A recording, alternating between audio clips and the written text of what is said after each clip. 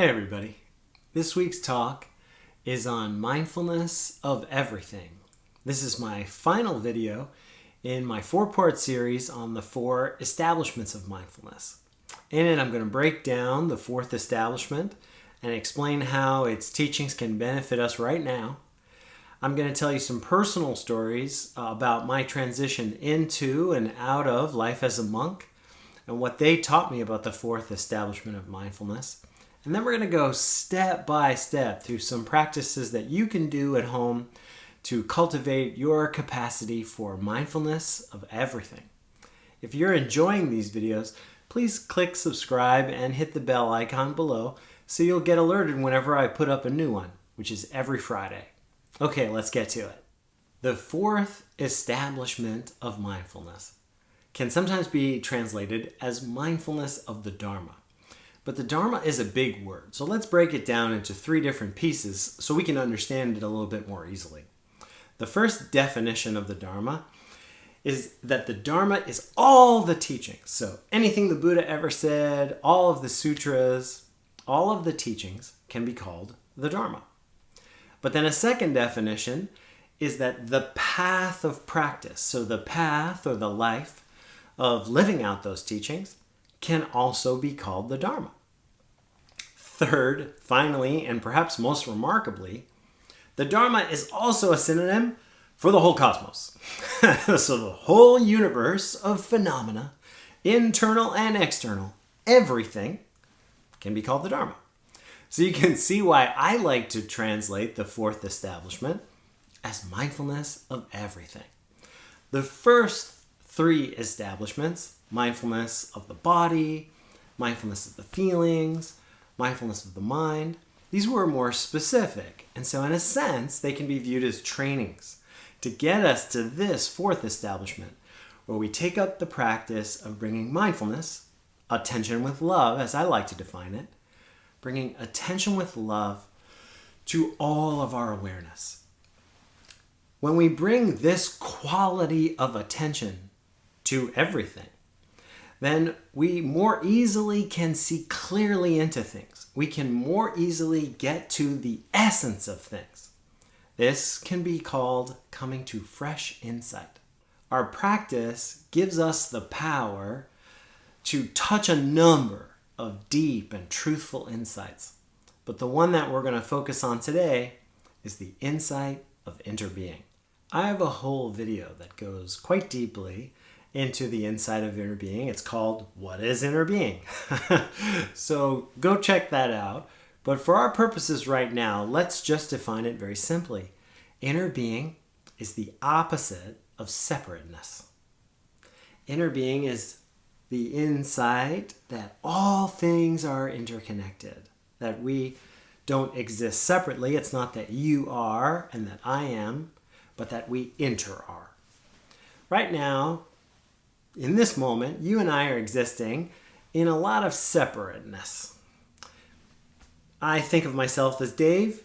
You think of yourself with your name. We both probably think of ourselves as beginning and ending where our skin begins and ends. But when we look more deeply into the nature of things, into the essence of things, we see that most of these distinctions, most of these separations, are just in our mind.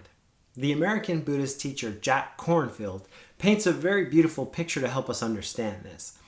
He has us imagine ourselves as ice cubes floating in an endless sea of water. So looking at that scene, it's very easy to see the ice cubes as separate from the water, even as separate from each other.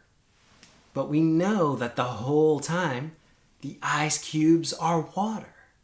It's all water.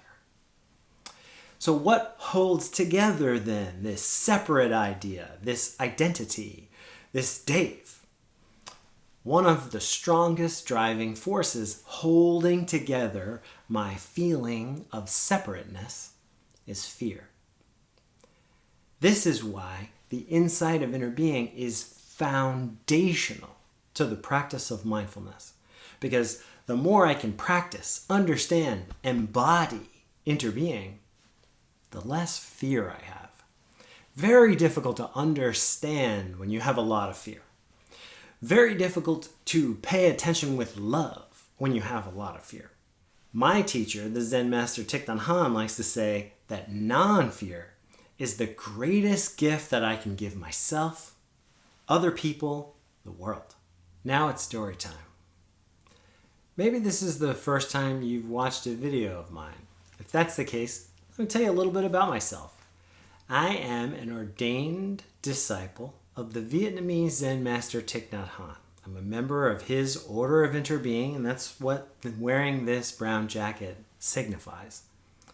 I spent about 6 years of my life living in Buddhist monasteries and practice centers in his tradition, in the Plum Village Tradition. And for part of that time, I was a Buddhist monk, meaning a shaved head and a long brown robe and all of that. This was a really wonderful opportunity for me to practice taking a step back from the ideas of identity. I gave up my name. Right? I wasn't Brother Dave. I was Brother Heart. In Vietnamese even. Brother Minh Tham, pure or radiant.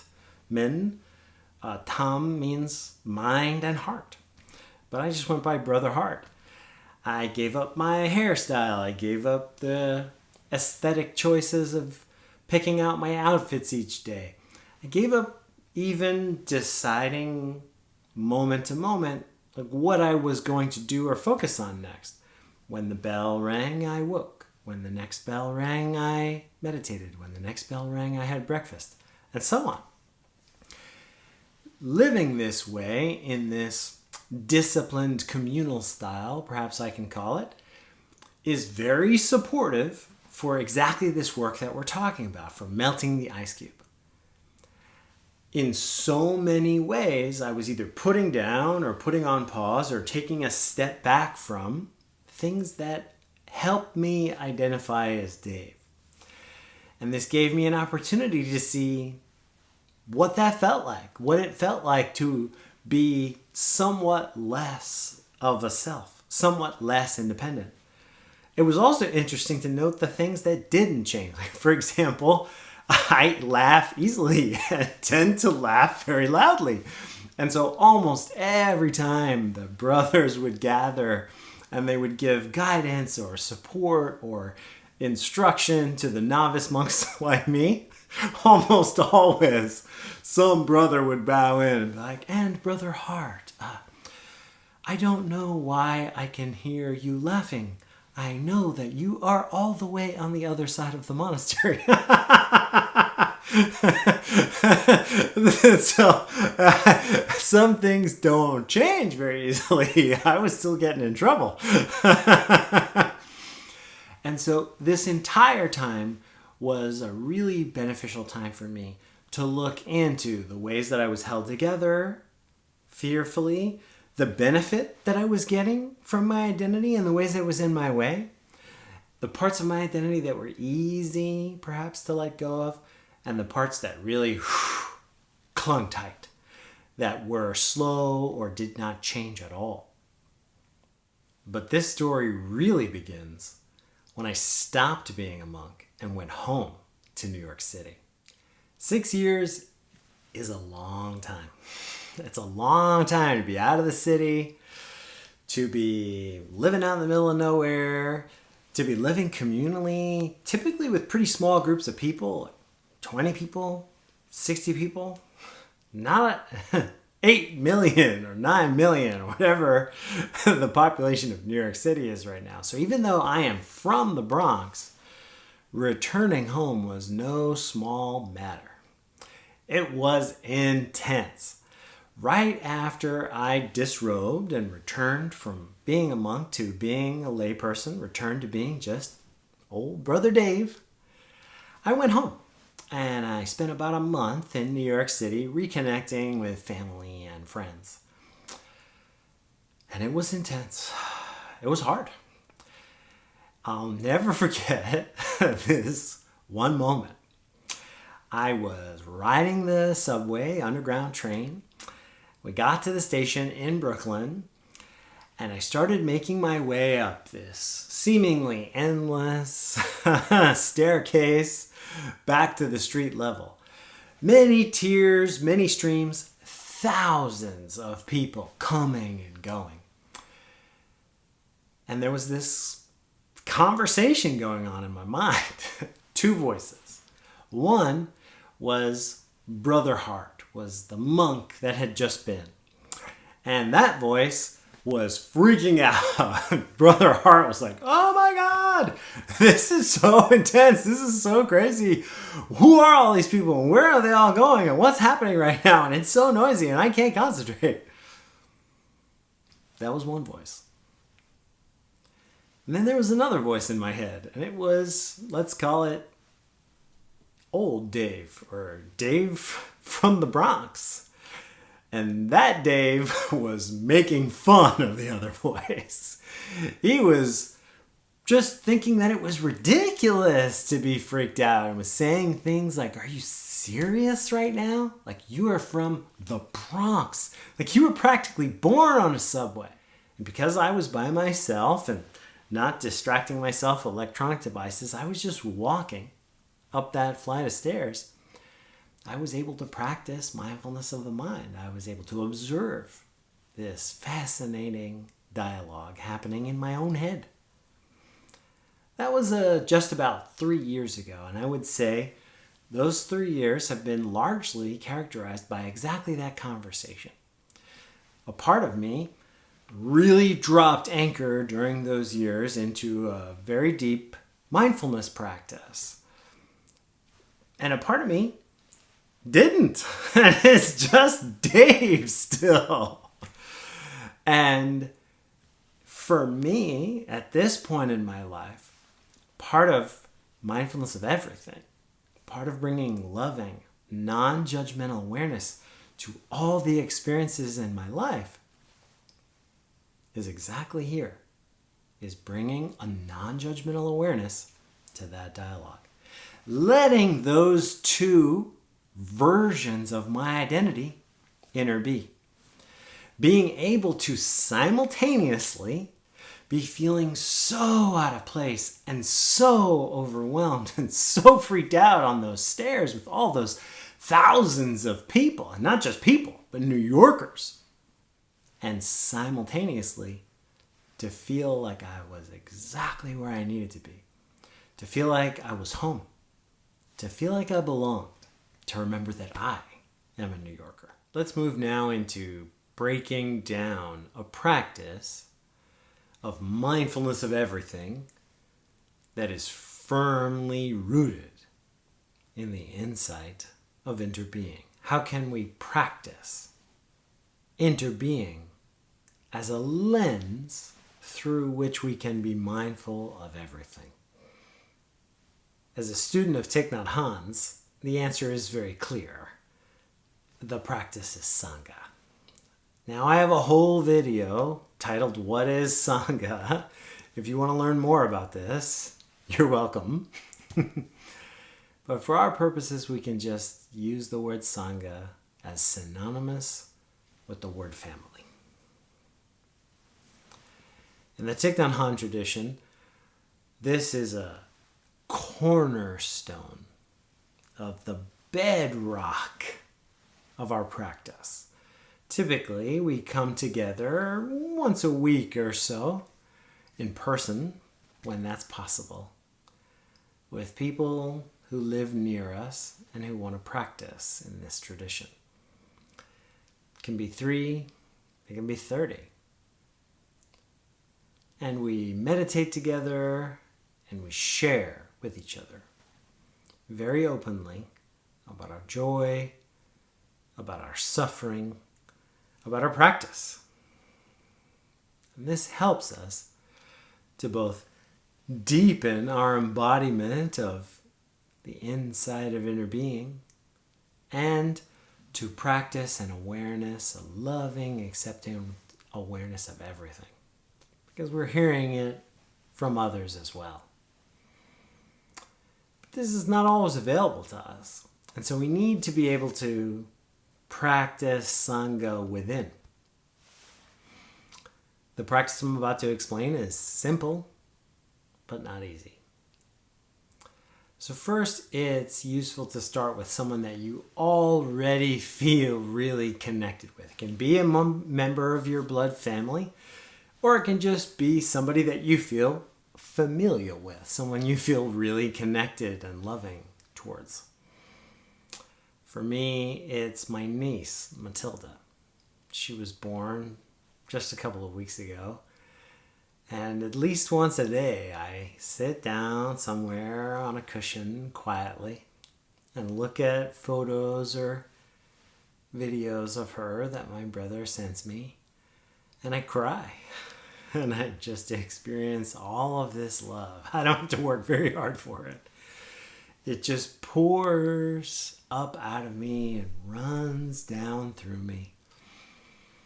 Just thinking about her name brings me to a place of very deep joy and intense connectedness.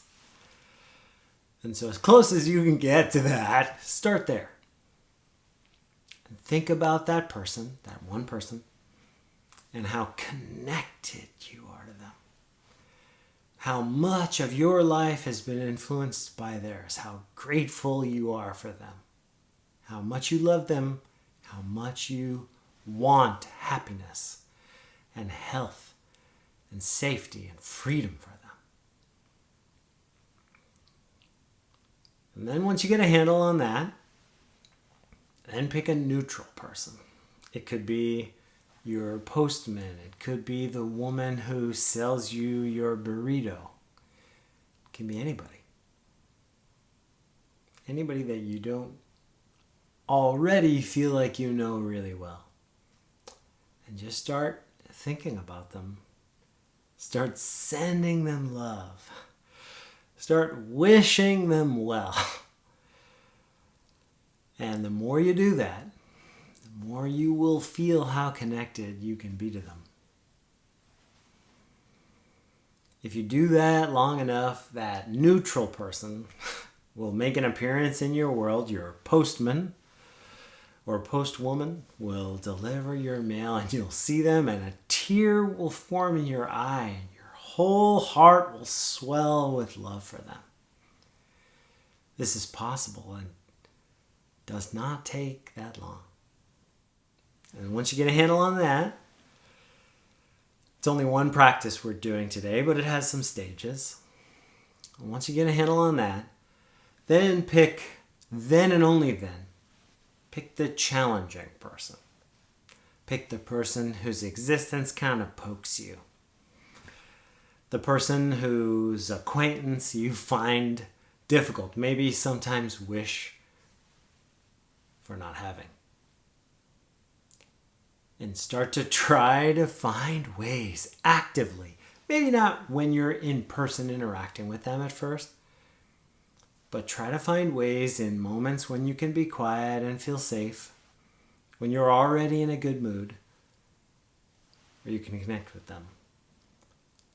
Spend time thinking about and being with the ways that you and that person who challenges you, who you maybe don't like, find the ways that you are connected, the similarities you have. It may be just as base as they suffer and you suffer. They want happiness and you want happiness.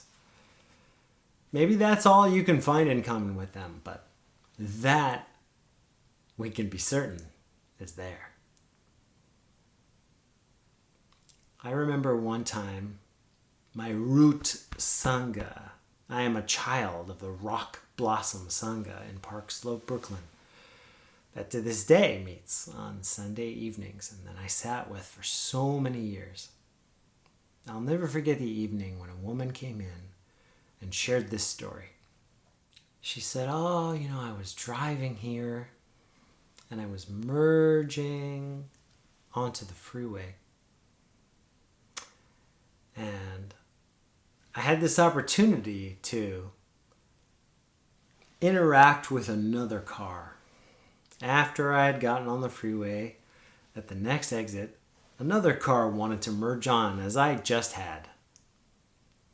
And I didn't need to tap the brakes to let them in. And I didn't speed up to make their entry more difficult.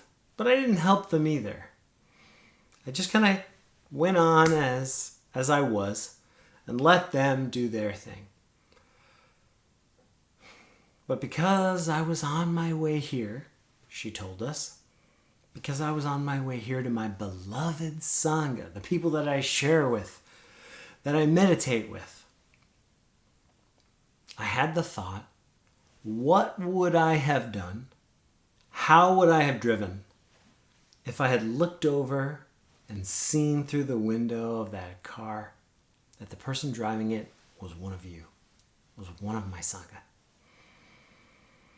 She said, oh my God, if that had been the case, I would have hit the brakes. I would have looked and tried to change lanes to create even more space for that person to merge. I would have done everything in my power to make things easier for that person. Because I love the people in my Sangha so much. Because they're so important to me, my Sangha family. And then she paused and she looked down. She took a breath. And she ended her story by saying, and then I had the thought as I was driving here, who is not in my Sangha? Who is not in my Sangha?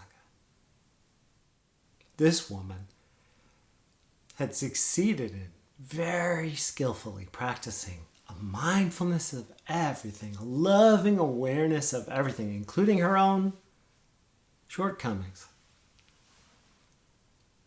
that was grounded in the insight of Interbeing.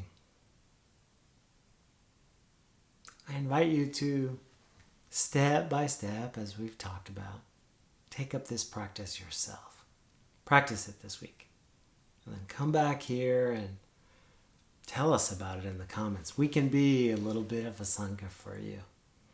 Maybe people will respond, but I know that I will. If you put something of your practice of Sangha in the comments, I will respond. That I know. I talked a lot this week about my video, What is Interbeing? I'll throw up a thumbnail there so you can go check it out if you'd like. And until next time, my dear Sangha, we got this.